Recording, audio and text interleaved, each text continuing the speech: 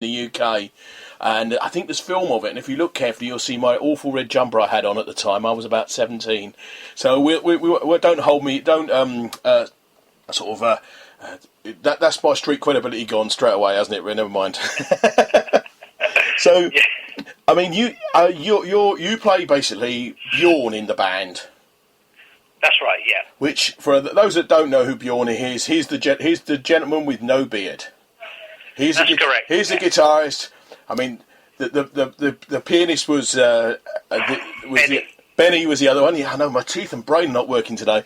And so you play the guitarist.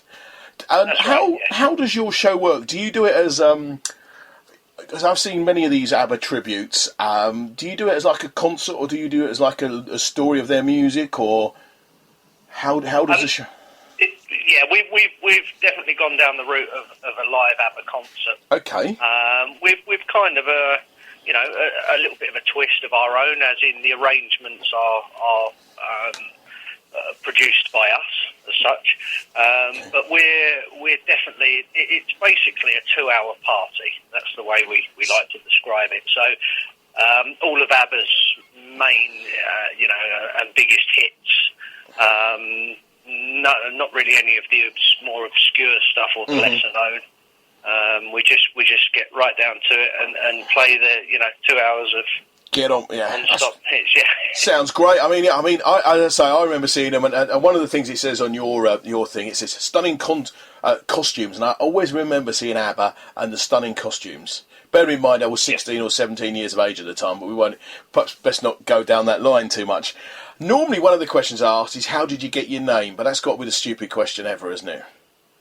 Yeah, it came about, from Waterloo. We wanted something that was going to have a big impact and was very, very easy to remember as well. And the problem is, there's so many people that are kind of trying to do the ABBA thing. It's a bit like the Elvis world. I know. Tell me about it. Tell me. Choosing a name was very, very difficult, I can assure you, because most of the availability is already gone for almost every ABBA show out there. So, when did your love of ABBA start? You personally? Well, if I'm brutally honest, it never started off as a love of ABBA. I was a session guitarist and singer, and I was asked to perform. I was just depping a show, like filling in for a guy in London. It's for Barclays. And the first part of the show, I arrived, met the band leader, and the first part of the show was to play the kind of 70s disco and soul classics. And then they hit me with the second part. We were going to be playing as an ABBA tribute. So with that, they sprung on me some platform shoes and a kimono, and I kind of never looked back. So that was your usual Saturday night attire, was it? Yeah, I mean, prior to that, I don't know about that. Prior to that, I had, of course, I knew the music of ABBA, but back then it certainly wasn't particularly cool to like ABBA. But once I came away from that show thinking, flipping heck, they were really, really great songs. Yeah. And that spurred an interest, and then from that, I was being asked, all over the place to play the part of Bjorn. Yeah. I look remarkably like him. I can see from the pictures you do. I started to really perfect it. So. Yeah. So how long ago was this, Rob? Well, I've been playing the part of Bjorn for over 15 years. So it's quite how long ago, but... So that's quite a while then, isn't it? You, I must admit, you do look uncannily like him, which is, a good thing. Well, it always helps if you're playing the part. It does. There's no wigs on our show, I can assure you. No wigs. Oh yeah, I must admit, I have had the pleasure, or the pleasure is perhaps not the right thing. I have seen a few ABBA tribute bands, and I've also, as you said about the Elvis ones, some are magic, some are tragic. Yeah, and obviously we don't pass comment on what. No, I'm not expecting you to, but but it's the same for us. And to be honest with you, it's it's very hard being a reasonably new show to establish, your mark as an ABBA tribute, because unfortunately people don't. Most people have, like you say, have already seen an ABBA show in one form or another, and it kind of doesn't get taken as seriously. But fortunately, we've been touring now since January with this brand new production, and the reviews have been phenomenal. So we're really happy with it, and hopefully people realise when they come to see, we have a great time.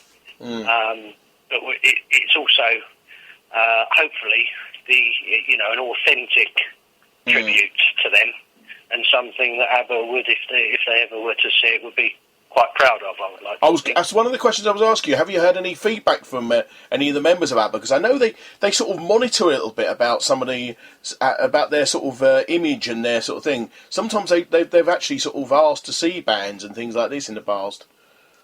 Yeah, it's such a new product, you see, because the show, like I say, has only been touring since January. As far as, we haven't had any direct or indirect contact with them as yet. No.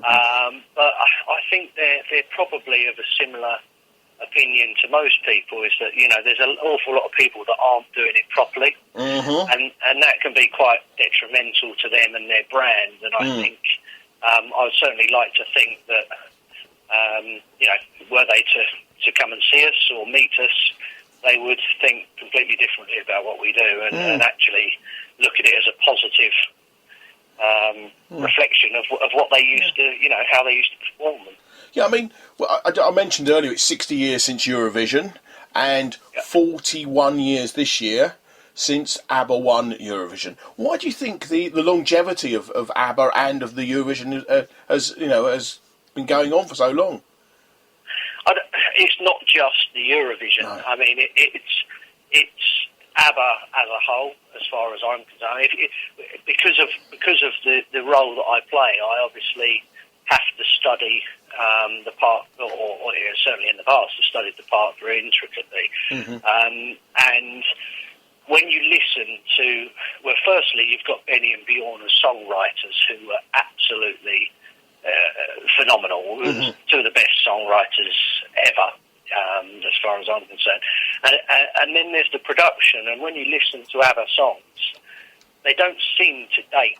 They're still being played in nightclubs all around the world. Oh, indeed so. Recordings and the quality sound, almost as good as the day that they were recorded. Yeah. I mean, I've listened to some of their stuff, and it almost, I've seen them live, as I've said, and it almost sounds like they're using overdubbing live on stage. It sounds like there's multiple tracks there when they were singing it. It's just unbelievable. And I remember them doing it live, and I go to a lot of shows. I know everybody listens to the show. Know I go to a lot of shows regularly, and I was amazed at how, and I must admit I do enjoy ABBA very much, and their music, as you say, is timeless, isn't it? It really is. I mean, Waterloo sounds as good now as it did in 1974.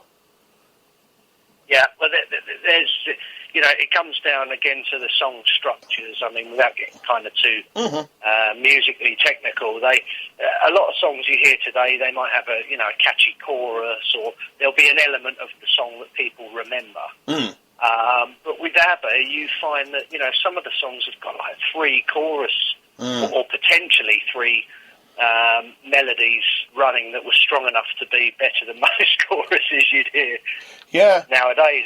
And not only that, that's backed up by catchy guitar lines, like Gimme Gimme, where the guitar, you only have to hear 2 seconds of that song to know exactly what it is. They're actually frighteningly catchy, aren't they? They're the sort of, if you listen to them in the car, even if you're driving, you want to tap your toes, which is a bit awkward when you're driving, but they really are...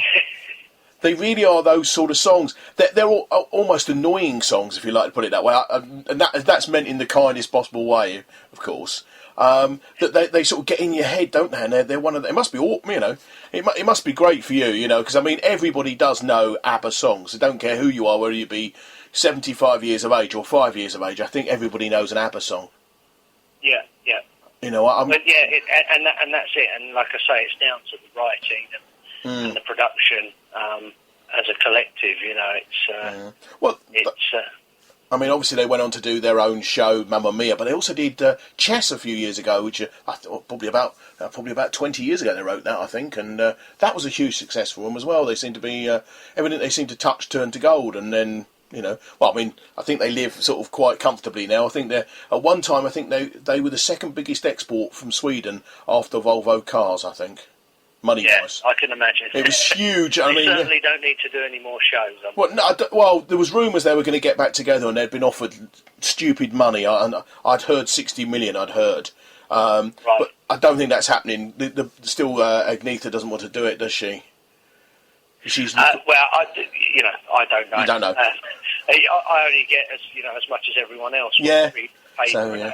So half the time that's inaccurate. Yeah, but with all that money, why should they? And to be honest with you, I think you see a lot of these bands that reform, and they actually do themselves more harm than good.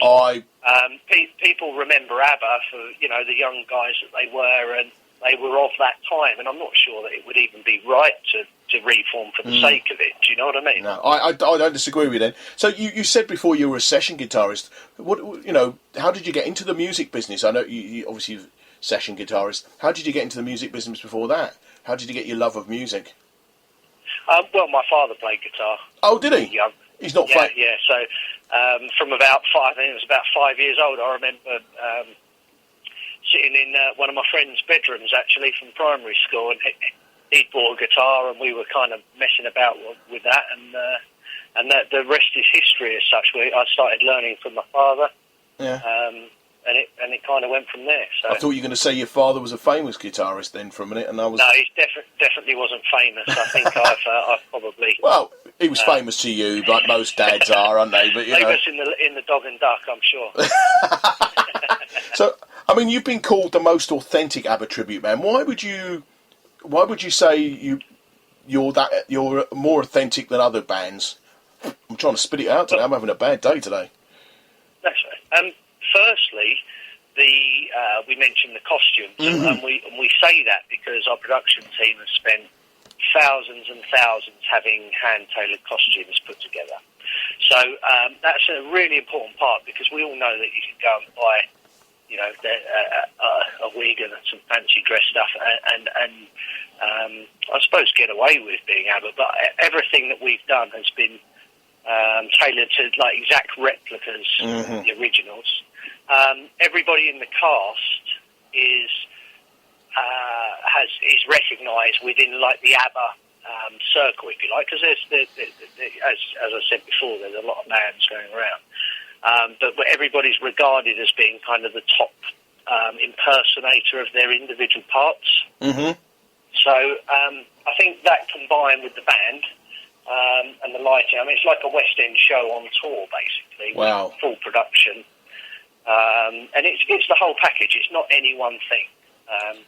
It's about the whole experience, and it's like watching ABBA live. That's the only way I can describe it. And that's not me saying that. That's I've seen the reviews that we've had. You see, I've seen the comments on various websites, and hence that's why I got the most authentic ABBA band in the country. It was what I've read, and people have said they've come away, as I mentioned, tapping their toes and going mad, which is a great, from fans or people who've actually paid their money and come and seen you. That is, the best praise you can get, isn't it? Well, we wanted to go that route. We pay a lot of it. We don't take ourselves too seriously, but we're all professional people, and we make a living of what we do, and we love what we do. So, for us, it's very simple. We could have gone down the route of a story of ABBA. Yeah, I wondered because there's various ways of approaching it, but realistically, people in general want to see or feel like they're watching ABBA. And you can only do that by using the right people and the right costumes and the right lighting and the right band and all of those things put together.